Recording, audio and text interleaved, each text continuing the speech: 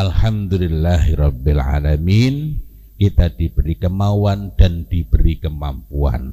Banyak orang yang pingin berangkat nggak bisa karena nggak mampu. Nggak mampu banyak sebabnya. Badan sehat, ban gembos nggak jadi berangkat, itu bisa. Tapi ada juga ban gembos tetap mengusahakan berangkat. Maka barokah ilmunya bisa berbeda disebabkan perjuangan untuk mendapatkannya yang berbeda. Ada dua hadis yang sangat menarik. Sebenarnya setiap hadis sahih itu harus menarik kita. Kalau kita nggak tertarik, perlu dipertanyakan diri kita. Jangan-jangan ada penyakitnya. Nah, yang saya maksud menarik ini adalah bahwa Masya Allah, kalau kita itu ingin menghasilkan, menyiapkan anak yang kokoh, maka kita tidak perlu kemana-mana. Di dalam hadis ini, yang pertama adalah hadis riwayat Tirmidzi. Biasanya cukup ditambahkan dalam riwayat selain Tirmidzi ada tambahan begini, tapi saya lebih memilih untuk membahasnya satu persatu karena pelajarannya terlalu sayang kalau terbuang jika hanya di dalam riwayat lain ada tambahan. Pada kesempatan hari ini saya belum membahas semuanya karena waktu yang tidak memungkinkan. Apakah nggak bisa dipercepat? Bisa, tetapi dipercepat tidak matang.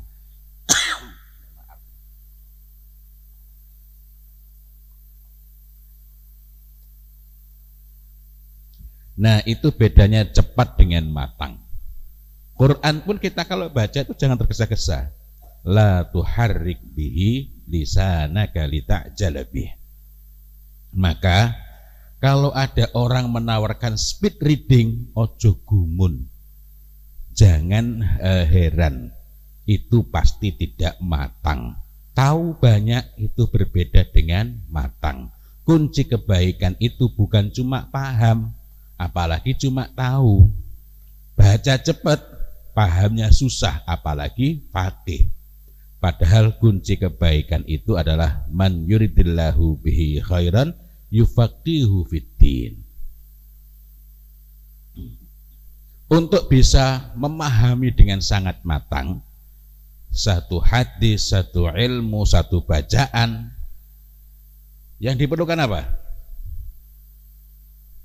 Ini sering saya sebutkan. Kalau yang ikut dari awal berarti sudah mungkin kalau 8 kali hadir mungkin 6 kali sudah saya sebutkan ini. Apa itu kuncinya? Ibnu Mas'ud mengatakan wadarkul ilmi as-su'al. Pendalaman ilmu itu dengan bertanya. Dan bertanya itu pula kuncinya Ibnu Abbas radhiyallahu anhuma menjadi faqih. Padahal beliau didoakan khusus Allahumma faqihu fiddin wa 'allimhu ta'wil. Yang mendoakan enggak kaleng-kaleng Nabiullah Muhammad sallallahu alaihi wasallam.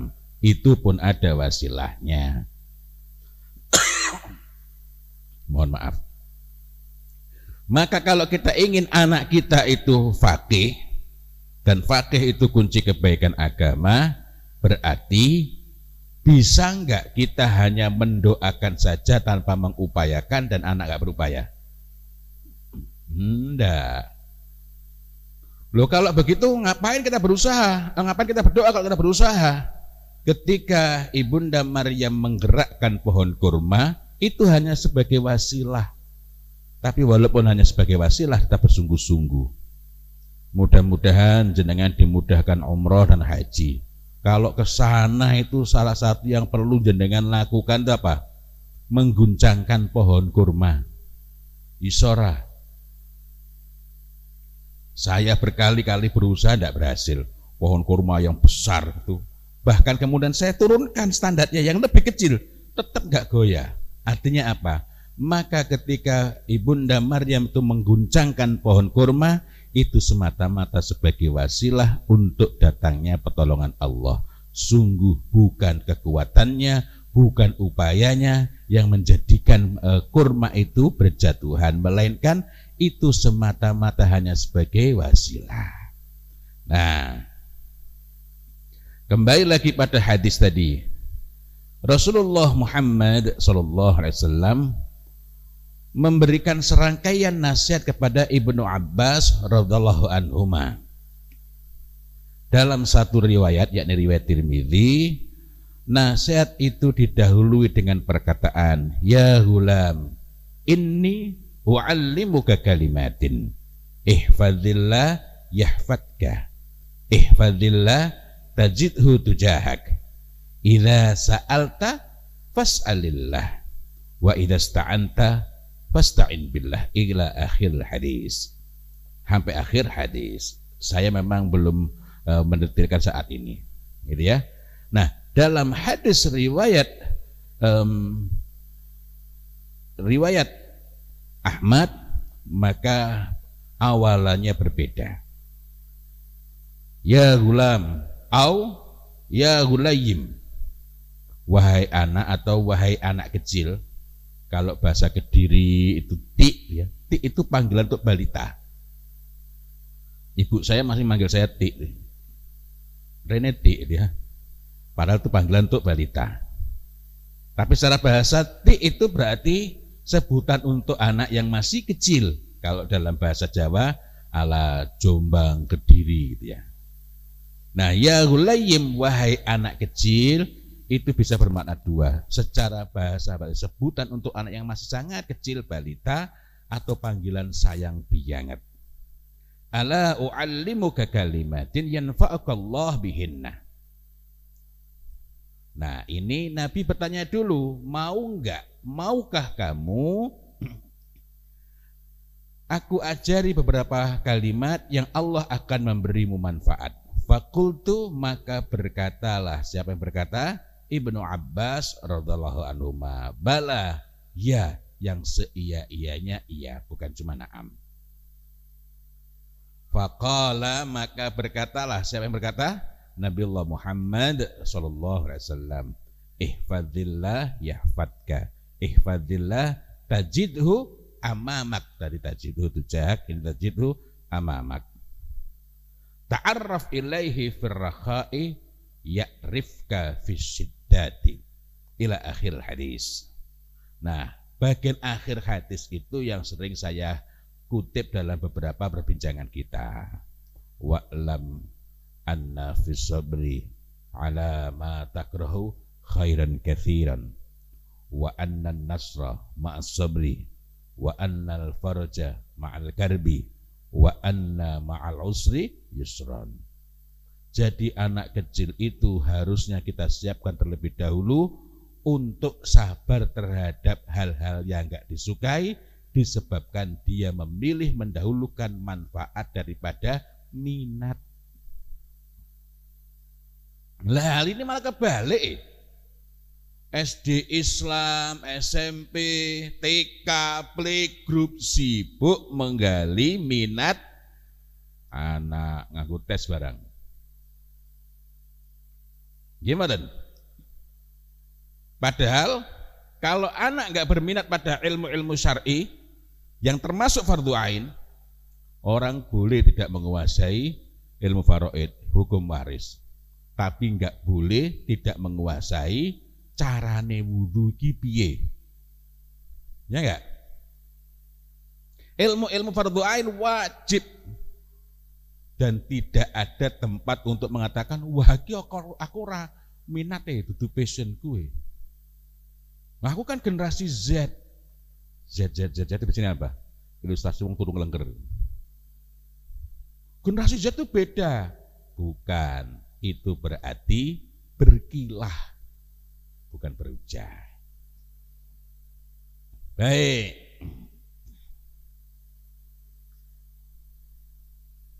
Maka mari kita ambil sedikit pelajaran terlebih dahulu. Insya Allah kita lanjutkan pada pertemuan-pertemuan berikutnya, dan khusus materi ini saya siapkan slide. Ya, memang biasanya saya nggak pakai slide ya. Insya Allah pada pertemuan berikutnya. Nah, nanti boleh di copy. Kalau Anda copy, Anda dapat file. Kalau Anda copy, Anda pelajari, Anda dapat ilmu. Kalau Anda amalkan, saya dapat pahala. Enak toh? Tapi sekarang ini banyak orang yang nggak mau dijadikan pahala. Kenapa? Khawatir ilmunya menyebar. Wow, wah mengko tinggu wong liya. Loh, lah mulang nggo ngopo nek ora memahamkan? Aneh toh? Tapi itulah keajaiban akhir zaman ya. Wahai anak, atau boleh mengatakan wahai anak kecil, maukah kamu aku ajari beberapa kalimat yang Allah akan memberimu manfaat? Maka aku berkata, yakni Ibnu Abbas berkata, bala, ya. Lalu beliau bersabda, jagalah Allah, niscaya Dia akan menjagamu. Jagalah Allah, maknanya jagalah hak Allah, niscaya engkau mendapatinya di hadapanmu. Ingatlah Dia di waktu lapang, niscaya Dia akan ingat kepadamu di waktu sempit, ila akhir hadis. Ini hadis riwayat Ahmad. Pelan-pelan ini pelajarannya, belum sampai kepada menggali makna hadisnya. Kok belum? Ya, memang pelan-pelan. Pertama, panggilan hulam agar kita mendapatkan pelajaran. Ibnu Hajar al-Asqalani mengatakan dalam Fathul Bari, adapun penjelasan yang disampaikan oleh sebagian ahli bahasa dan ditegaskan pula oleh sejumlah pakar bahwa seseorang pada tahap perkembangan awal disebut janin hingga saat kelahiran. Ini pengenalan istilah ya. Kemudian disebut sobi hingga masa penyapihan. Lalu hulam, nah ini yang penting karena berkenaan dengan tadi sebutan hulam au hulayim. Hulam secara istilah anak baru balik umur 10, 11, 12, tapi dia belum sepenuhnya matang. Karena itu kalau anak sudah balik tidak langsung dewasa. Soalnya sekarang itu ada yang mengatakan begitu balik langsung dewasa, langsung bertanggung jawab penuh. Enggak. Sekali lagi ya. Dari gulam hingga usia 7 tahun, setelah itu disebut yafi' hingga usia 10 tahun. Berarti yafi' ini umur berapa? 7 sampai 10 tahun. Dengan demikian sifat-sifatnya berbeda, tugas-tugasnya berbeda. Contohnya, kita itu diperintahkan oleh Nabiullah Muhammad SAW memisahkan anak di tempat tidurnya. Wafarriku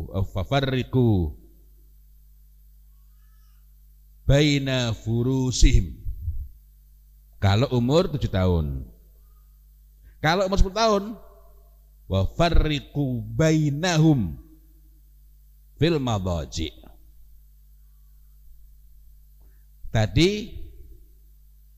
Tadi yang dipisahkan di mananya? Baina furusihim. Tempat tidurnya boleh sama, umur 7 tahun. Tapi anak dipisah. Kalau 10 tahun, bainahum fil madaji. Boleh satu kamar tapi beda tempat tidur. Gitu ya. Wah, kalau beli spring bed 2 nggak kuat, tuku kloso. Tapi ini pembahasan lain ya, ini pembahasan lain. Ini sekedar contoh saja. Umur 10 tahun kita diperintahkan untuk memukul anak jika mereka tarkus sholat. Syarat dan ketentuan berlaku. Kapan kita boleh memukul anak? Umur sudah mencapai, haknya dipenuhi, diingatkan mesti orang mangkat, diperingatkan anak belum punya ilmunya boleh enggak? Enggak.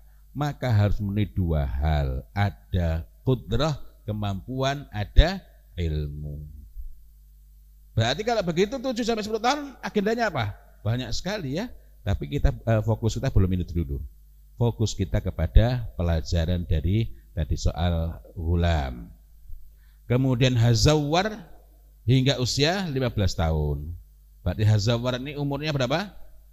10 sampai dengan 15 tahun. Maka untuk awal hazawar ini saya nulis buku waktu terbitkan oleh Kemendikbud, isinya tentang bagaimana agar anak kelas 5 SD mulai berpikir nikah. Loh iya, kalau anak itu berpikir nikah, maka dia akan mengelola dirinya. Anak yang sejak SD ingin masuk Kopassus, lebih menjaga dirinya, nggak mau minum yang kira-kira merusak kesehatannya. Padahal itu baru cuma pengen jadi Kopassus, ya. Orientasi itu mempengaruhi. Ini pentingnya. Selagi dilanjutkan dengan fase kumut hingga usia 25 tahun dan seterusnya. Ini enggak saya bahas dengan detail. Ini sebagai pengetahuan saja, nanti bisa dilacak.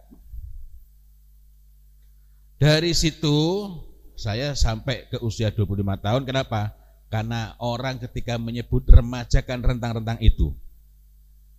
Tadi menemukan istilah murahakoh enggak? Enggak. Kita tidak menemukan istilah murahakoh yang sekarang ini kalau disebut seolah-olah Islami semata-mata karena berasal dari bahasa Arab. Enggak setiap yang bahasa Arab itu Islami. Abu Jahal itu ya Arab. Iya, ini kan untuk memudahkan ya. Kita tidak menemukan istilah murahakoh dalam penjelasan tersebut. Begitu pula ketika kita menelusuri penggunaannya secara istilah. Jadi baik secara bahasa, karena tadi kan Ibnu Hajar Al-Asqalani menerangkan maknanya secara bahasa. Nah, secara istilah juga tidak ditemukan. Tidak mendapati kata murahakoh. Itu kalau kita betul-betul berdisiplin pada peristilahan dalam Al-Quran dan As-Sunnah As-Sahihah. Kapan istilah murahakoh itu muncul? Kita baru menemukan istilah itu pada buku-buku yang ditulis oleh generasi belakangan. Dan pada mulanya merupakan padanan kata Arab mengenai remaja menurut perspektif Granville Stanley Hall. Ini perlu saya jelaskan. Jadi itu bukan bahasa Arabnya remaja, melainkan bahasa Arabnya remaja menurut Granville Stanley Hall. Jadi istilah murahakoh itu sendiri sudah tidak netral. Apa pandangan khasnya Granville Stanley Hall? Remaja itu masa krisis. Kalau yang lain-lain ada yang menunjukkan remaja itu ada yang mengalami krisis, ada yang tidak. Gara-gara meyakini, gara-gara menganggap bahwa remaja itu pasti mengalami krisis, akhirnya perlakuannya menjadi berbeda. Apa yang menyebabkan berbeda? Subhat mengenai remaja. Baik, kita teruskan lagi. Kenapa sih kok istilahnya diulik-ulik itu? Apa sih pentingnya kita membahas tentang sebutan hulam tadi itu? Setidaknya ada dua hal pokok, yakni metode pengajaran pada fase hulam itu dan materi yang diajarkan. Kalau kita yakin khairul kalam kalamullah wa khairul hadi hadi Muhammadin sallallahu alaihi wasallam, maka pastilah sebaik-baik petunjuk dari cara maupun isinya ada pada nasihat dari Nabiullah Muhammad sallallahu alaihi wasallam. Nah, mari kita perhatikan.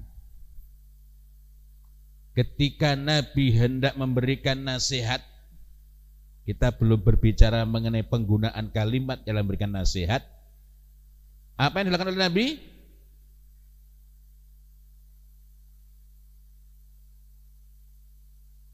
Tadi dibacakan loh ya.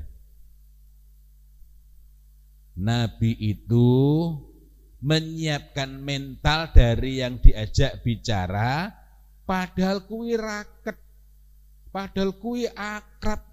Ibnu Abbas radhiyallahu anhu itu memang gelibet dekat dengan Nabiullah Muhammad sallallahu alaihi wasallam. Itu saja perlu disiapkan mentalnya, bukan karena nggak siap mental. Dalam hadis riwayat Tirmidzi menggunakan ungkapan ya gulam, menggunakan panggilan sayang ya, panggilan sayang. Nah, nggak langsung nasihatnya, tapi disiapkan dulu. Dalam hadis kemudian setelah itu inni u'allimuka kalimatin. Sesungguhnya aku akan mengajarkan kepada kamu beberapa perkataan. Kalau kita sini nak. Bapak mau menyampaikan kepada kamu beberapa perkataan. Dengerin nak ya. Nah, kita kasih muqaddimah dulu, nggak langsung diberondong dengan nasihat. Kalau dalam hadis riwayat Ahmad didahului dengan pertanyaan dulu yang sifatnya dialog meminta izin, menawarkan. Ala u'allimuka kalimatin yanfa'uka Allah bihinna. Maukah kamu aku ajari beberapa kalimat yang Allah akan memberimu manfaat? Maka ketika itu Ibnu Abbas radhiyallahu anhu yang masih kecil langsung menjawab dengan penuh kesediaan, penuh kemantapan, bala, ya yang seia-ianya iya. Kira-kira kalau anak sebelum mendapatkan nasihat dia sudah menyatakan nggih, semangat, seneng, kira-kira nasihatnya mudah nancep enggak? Saya cerita, ngajinya sama, Safinatun Najah, tempatnya sama, yang ngajar berbeda itu loh. Yang tua yakni Mbah Yai, ayahnya yang meneruskan itu, kalau ngajar monoton, tetapi karena hormatnya ada rasa hormat yang kuat, ada hormat kepada ilmu, takzim kepada guru, maka ketika ada tamu datang, Mbah Yai hanya melepas kopiahnya, ya modelnya kayak gini, cuma rotok beladus titik itu ya, itu. Cuma mengatakan, le, iki kopiahku ya le, tak tinggal se aku ono daya, ya, iki kopiahku. Ditinggal sama Mbah Yai. Ketika ada yang meremeh sedikit, ono kopiah Mbah Yai. Segera kita diam lagi, bukan ketakutan, takzim, memuliakan, menghormati. Mbah Yai belum meninggal, diganti oleh anaknya. Metodenya sama. Suatu ketika juga ada tamu, kopiahnya juga sama, tekniknya juga sama. Kopiahnya ditaruh juga, le, tak tinggal ya le, iki kopiahku ya, iki kopiahku. Apa yang terjadi? Anak Mbah Yai belum keluar langgar, kami nyebutnya langgar ya, bukan musola. Kopiahnya keluar duluan. Kenapa? Disaduk arek-arek, ditendang anak-anak itu. Berarti yang paling menentukan itu metode atau bukan? Metode itu sama enggak? Sama. Berarti yang paling menentukan itu ruhiyah gurunya. Sing diulang podo. Kan tiga yang menentukan. Guru, kemudian ilmu yang diajarkannya itu, kemudian metodenya. Guru, kurikulum, metode. Kitabe podo, wong ajek cah cilik ya podo wae Safinatun Najah. Metodenya podo, kok hasilnya beda? Ya enggak? Masya Allah, saya kalau ingat orang-orang itu, maksudnya guru-guru zaman dulu, muridnya anak sing dablek, kita ngisi, bukan karena merasa tersiksa, tapi mendoakan kepada Allah Ta'ala. Ya Allah, ampuni murid-muridku ini, ya Allah, mereka ini belum mengerti. Didoakan khusus, dipanggil, karena dipanggil, maka ada anak-anak yang dulu ndawablek, kayak Jawa Timur ndawablek, bukan cuma ndablek, dipanggil, dilus-lus, diusap, didoakan. Hari ini nakalnya gak seberapa, keluh kesah gurunya sudah memenuhi halaman sosial media. Ya enggak? Amit-amit, enggak mau dah gua punya anak kayak gitu, dikabulkan oleh Allah. Enggak punya anak gitu karena anak itu jadi mantunya. Ya Allah.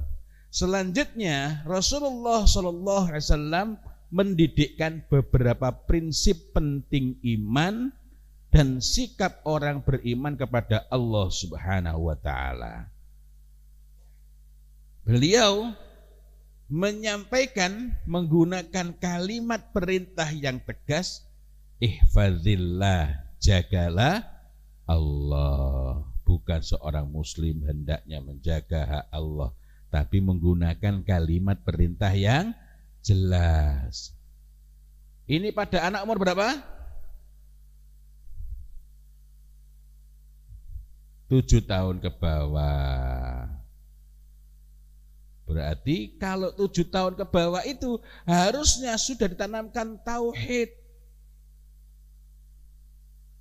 Itu ya. Bukan cuma sekedar aku rajin mandi biar badanku bersih. Kalau aku tidak mandi nanti ririsi bakteri, bukan. Makan pakai tangan kanan itu berpahala enggak? Makan baca basmalah itu berpahala enggak? Enggak, kecuali kalau dilakukan karena Allah. Kalau cuma karena adat, jangankan cuma pakai tangan kanan, orang berjihad fisabilillah tapi enggak lillah saja enggak dapat pahala, ya enggak? Maka umur-umur ini ditanamkan pentingnya melakukan segala sesuatu demi menjaga hak Allah. Ya enggak? Makan pakai tangan kanan, selesai dijilati. Jadi kalau ada yang keracunan itu bukan karena enggak pakai sendok. Ya enggak? Soalnya ada kekhawatiran di mana-mana keracunan itu disebabkan enggak pakai sendok. Ada enggak sunahnya menjilati sendok? Sunahnya menjilati jari. Pasti baik. Pasti baik. Kecuali kalau jarinya sendiri memang lagi bermasalah. Terus gudi kenpol, kemudian bekas terkena entah zat-zat kimia artifisial, berarti masalahnya pada tangannya karena ada penyakitnya. Tangan yang sehat, Masya Allah. Saya lagi ya, kok tekan makanan beracunnya. Jadi kalau ada masalah itu bukan pada tangannya, kecuali kalau tangannya beracun. Tangan normal tuh enggak, Allah sudah ciptakan. Nah, beliau menyampaikan menggunakan kalimat perintah yang tegas disertai penjelasan bayan. Bayanuddin, penjelasan agama yang ringkes. Nah, banyak orang tua maupun guru ngasih perintah tanpa bayan.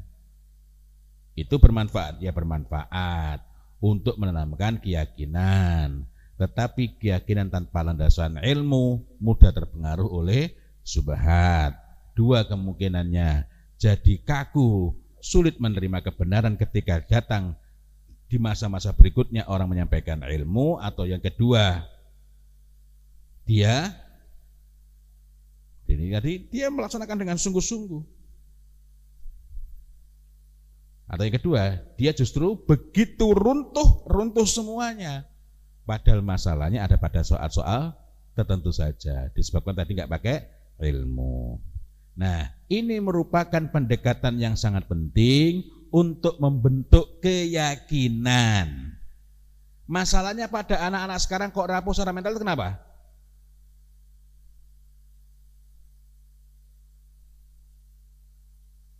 Nah, mari kita ingat doa.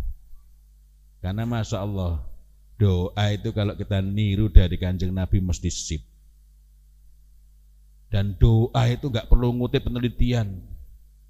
Sekarang orang berdoa itu kemintar sama Allah yang maha alim, yang maha berilmu.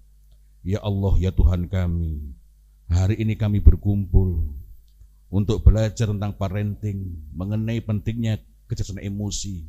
Karena sebagaimana ditemukan dari penelitian, ya Allah, awak meki ndonga tanggai kuliah Gusti Allah. Pernah enggak menemukan begitu? Ya Allah, ya Rabbi, ya Tuhan kami. Tadi ya Rabbi, ya Tuhan kami, ya. Enggak Robbana. Ya Allah, ya Rabbi, ya Tuhan kami. Jadikanlah kami orang tua yang cerdas emosi. Iki ndonga coropo iki. Wis ngono diiringi musik. Pernah ketemu gitu? Beranjak dari kursi diiringi musik gitar. Adalah gitar kita tahu untuk Gusti Allah. Karena dia orang New Age. Dia persembahannya kepada apa kalau gitar? Kepada alam. Lah kok saiki banyak muslimin yang menggunakan semesta mendukung. Iki mesti lali karo Fatihah. Kita ini dari awal sudah diajari untuk yang kita puji adalah Robnya alam, bukan alamnya. Alhamdulillah. Alhamdulillahi Rabbil Alamin. Pada Robnya semesta, bukan semestanya.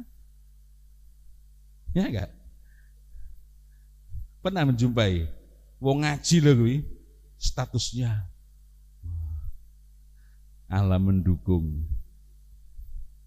Ki piye iki? Berikutnya lagi alon-alon ya. Tadi kita mendapati bahwa yang diajarkan oleh Nabi Muhammad SAW tadi saya tentang doa ya. Ada doa. Kenapa sih yakin itu penting? Orang yang sekedar tahu, paham. Paham kuwi ra cukup. Paham itu enggak mempengaruhi perilaku. Para orientalis itu ya paham agama ini tapi enggak beriman. Allahumma qsim lana min khasyatik ma tahulu bainana wa baina maksiatik wa min ta'atika ma tuballighuna bihi jannatak. Nah, yang ketiga apa? Wa minnal yaqini ma tuhawwinu bihi alaina masaibad dunya. Jadi kalau ada kita temukan generasi zaman ini ada masalah sedikit, diledek sedikit, sudah bergeping-geping mentalnya, berarti masalahnya di mana? Wa minal yaqini ma tuhawwinu bihi alaina masaibad dunya. Berarti yakinnya yang enggak ada. Bahkan jangankan yakinnya, pahamnya aja enggak. Kenapa? Karena ketika jawab tanyanya ChatGPT, minimal tanya Mbah Google atau Gemini, sehingga hafal di luar kepala. Kenapa? Karena kepalanya enggak ada isinya. Banyak itu. Takone jawabnya pinter, kalau pegang HP. Berarti sing pinter siapa? HP ini. Sebenarnya agak ironis ya bahas ini ya. Nah, dari sini kita melihat pentingnya yakin yang benar. Karena yakin itu, bahkan kita sudah belajar, kita memohon kepada Allah Ta'ala. Allahumma qsim lana min khasyatik ma tahulu bainana wa baina maksiatik. Berarti takut kepada Allah ning salah ilmune, tidak mengilmui, tidak menghalangi dari maksiat kepada Allah. Wa min ta'atika ma tuballighuna bihi jannatak. Berarti ono wong rumangsa taat tapi ora oleh ganjaran. barasar sholat sunnah. Kenapa? Hanya karena melihat, ini terutama kalau kita tengok orang di Medina, di Mekah ya, lihat ada yang sholat lagi, melu. Apalagi kalau misalnya subuh, subuh pas leh jamaah orang yang jero itu lebih banyak lagi. Kenapa? Karena orang-orang Syiah itu biasanya kalau subuh itu kan benar nyari tempat di luar itu. Kenapa?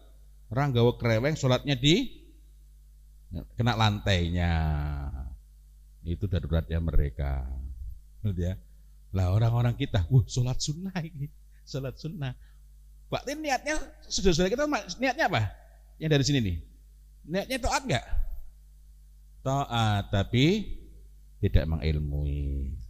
Wa minal yaqini ma tuhawwinu bihi alaina masaibat dunya. Bukan cuma satu musibah, didera musibah, didera musibah, didera musibah masih menteleng.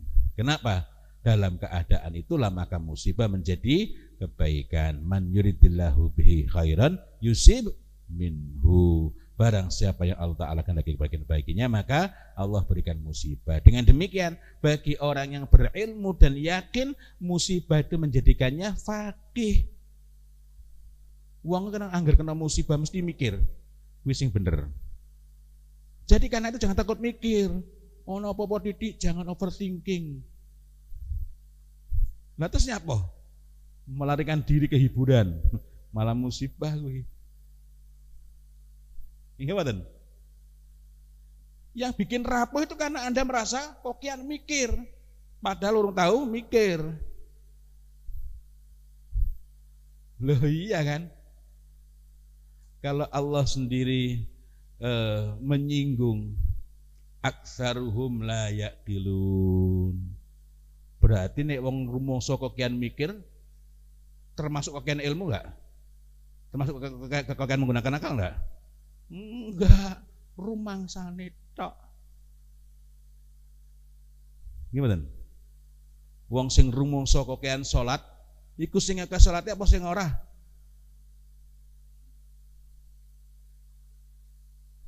Sing rumangsa kokean salat, rumangsa kesuwen le salat. Kuwi sing salat, sing rajin salat apa ora? Ora.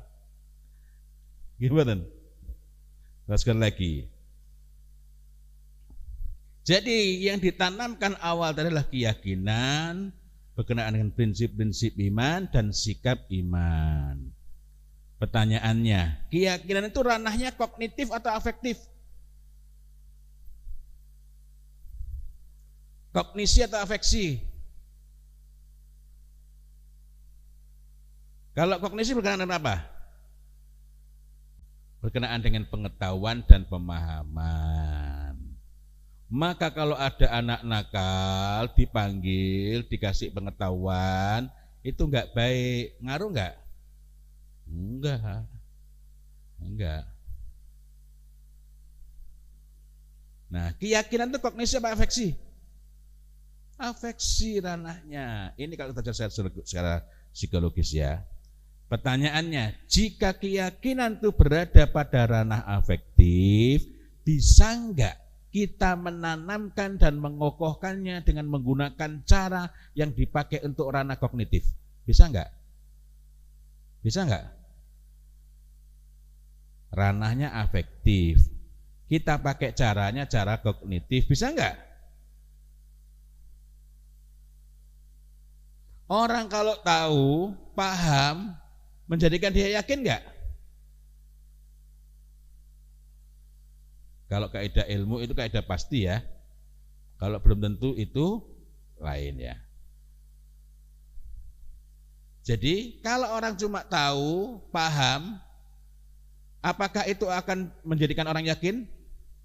Tidak. Tapi kalau orang yakin akan mendorongnya untuk berusaha mencari ilmunya agar dia paham. Maka begitu orang itu tergugah hatinya, semangat leh ngaji. Tapi kalau orang itu walaupun pengetahuannya banyak, nggak yakin, temennya melaksanakan syariat, dia malah komentar, wah gaya men aku ngaji 10 tahun wae ra melu ngono kuwi ya. Bojoku ngaji 10 tahun, kitab kuning kewalik wis iso maca. Ya ora nganggo cadar kaya kowe iki. Nah, kenapa? Karena hanya pengetahuan. Ya enggak? Pengetahuan. Nah, sama halnya dulu saya jenggoten dianggap radikal. Padahal wadah merek bukan muslim, itu jenggot. Anggur cap jenggot. Ya enggak? Nah, jadi kalau begitu menanamkan iman dan sikap iman itu caranya harus berbeda. Caranya gimana?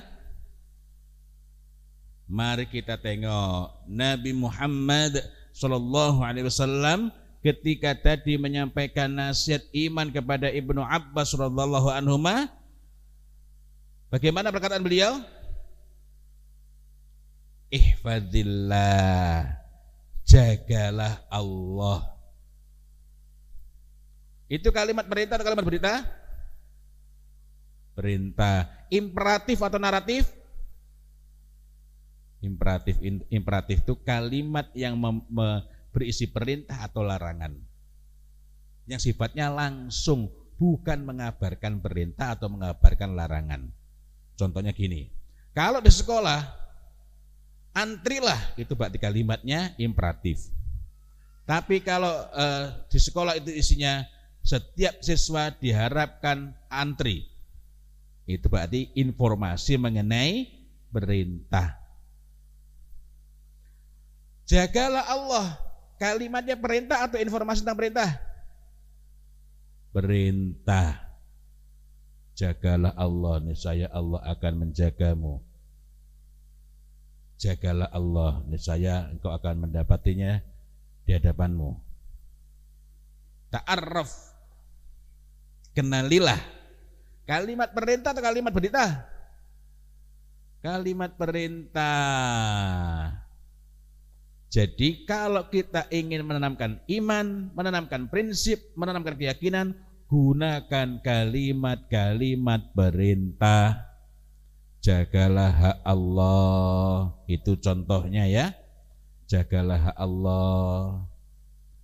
Nah, niscaya Allah akan menjagamu. Itu sebelum sampai sana dulu.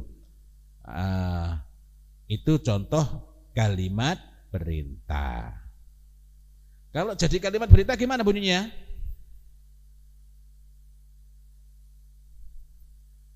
Jagalah Allah. Kalau jadi kalimat berita gimana bunyinya?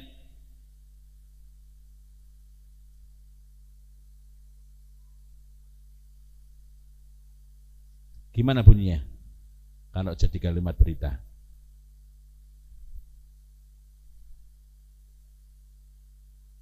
Nah,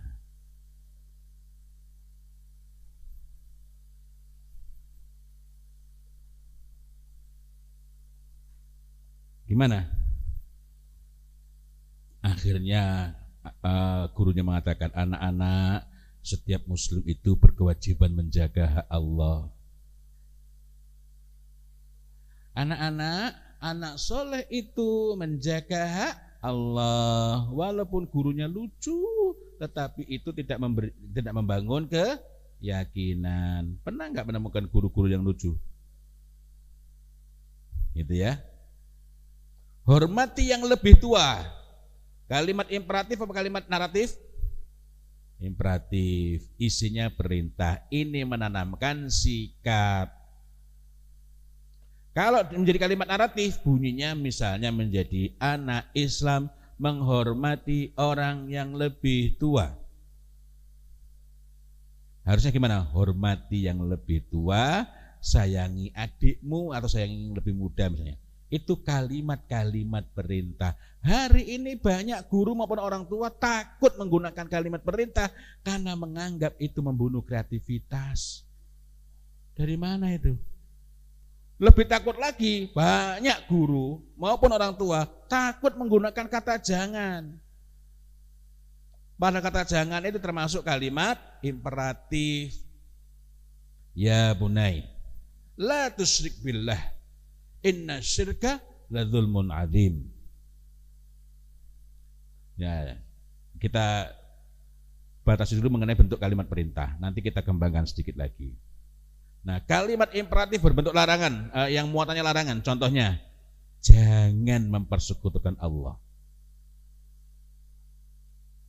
Kalau kalimat naratif gimana?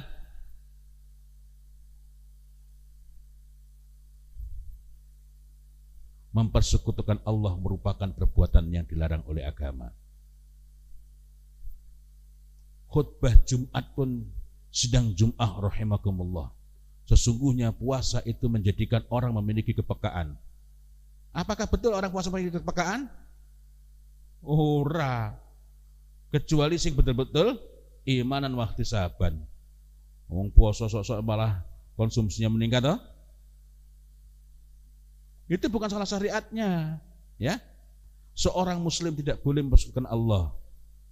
Nah, itu contoh kalimat naratif. Kalimat naratif menjadikan kita tahu, tapi tidak menjadikan kita yakin.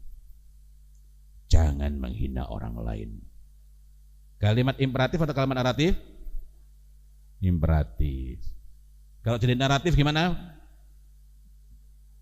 Menghina orang lain merupakan perbuatan tercela. Ya.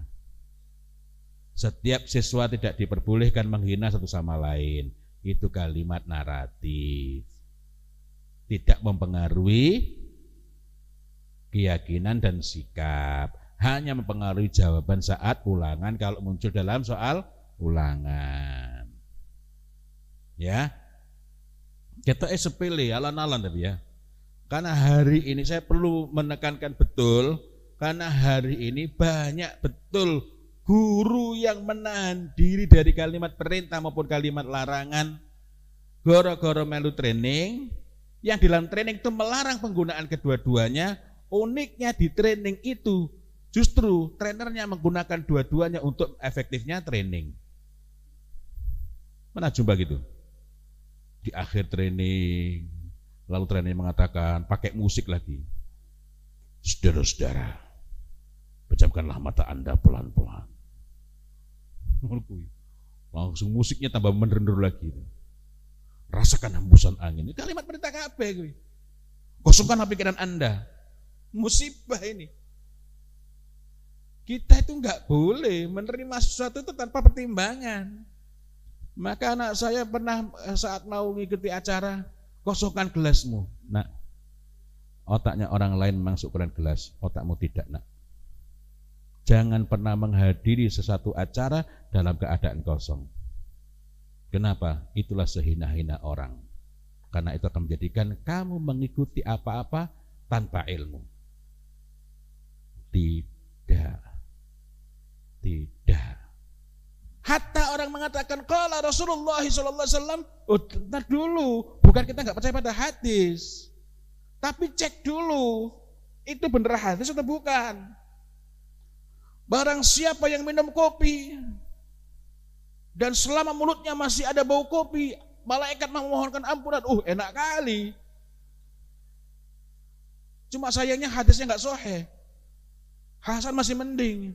Dhaifnya masih bisa lah dipakai untuk tarhib ya. Maudhu itu masalahnya. Tuas gembira saya. Cuma masalahnya di mana ini? Di kumpulan hadis palsu pun nggak ada saking palsunya. Ya enggak? Coba kalau kita ini hadir dengan kepala kosong. Musibah itu. Musibah. Dan kosongkan gelas itu bukan adab dalam menuntut ilmu dalam agama kita. Bukan ya. Sekali lagi ini hanya sekedar contoh. Nanti di rumah, enggak sekarang ya. silakan ambil kertas. Kok kertas? Kalau kertas itu walaupun baliknya ada, kita nulis itu akan lebih membekas dibanding kalau copy paste. Tuliskan kalimat naratif yang sering dipakai untuk menasihati anak, baik di rumah maupun sekolah, lalu ubahlah menjadi kalimat imperatif yang baik. Ucapkan dengan sungguh-sungguh, bukan untuk orang mengatakan self-suggestion, sugesti diri, enggak. Tetapi ini untuk melatih, ya. Ucapkan dengan sungguh-sungguh berulang kali agar lama-lama menjadi terlatih. Kalau kita itu terlatih, pada akhirnya kita itu ketika hendak menanamkan tauhid pun akan dengan spontan. Maka jangan heran kalau ada orang, kok nggak pakai mikir ya? Ya karena sudah dijalaninya lama. Jadi spontannya begitu. Spontan dapat menggunakan kalimat imperatif yang tepat. Spontanitas inilah yang perlu kita miliki. Dan spontanitas yang baik itu bukan cuma spontan.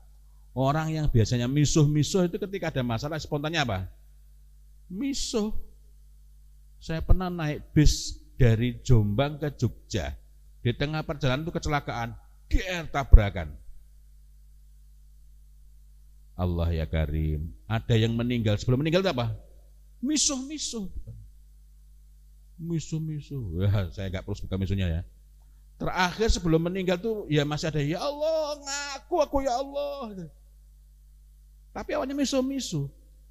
Dan kemudian sudah yang depan teriak, terus gak ana wong mate.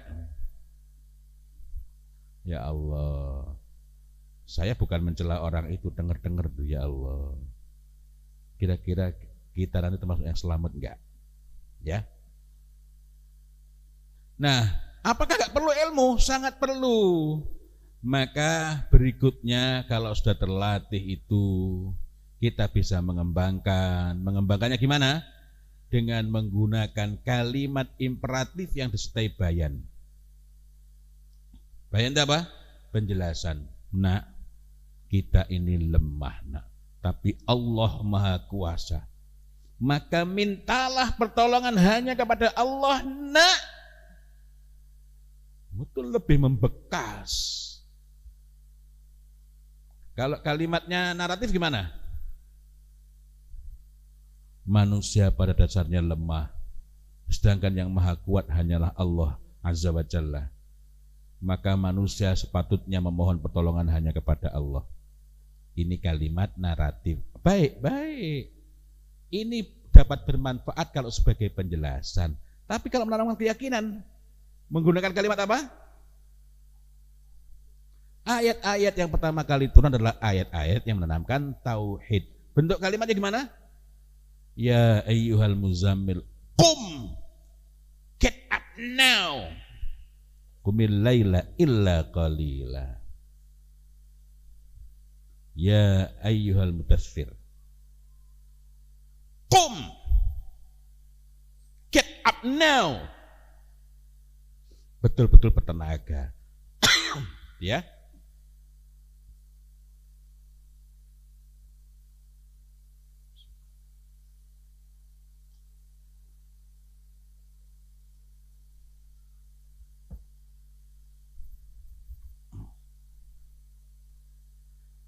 Nah, contoh lagi ya.